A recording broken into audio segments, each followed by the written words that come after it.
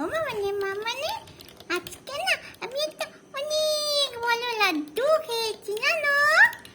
হ্যাঁ তাই? ভালো? লাড্ডুটা ভালো ছিল? হ্যাঁ তো খুব সুন্দর ছিল জানো মামানে, কি সুন্দর খেতে লাড্ডুটা, একদম একটা বড় বোমের মতো।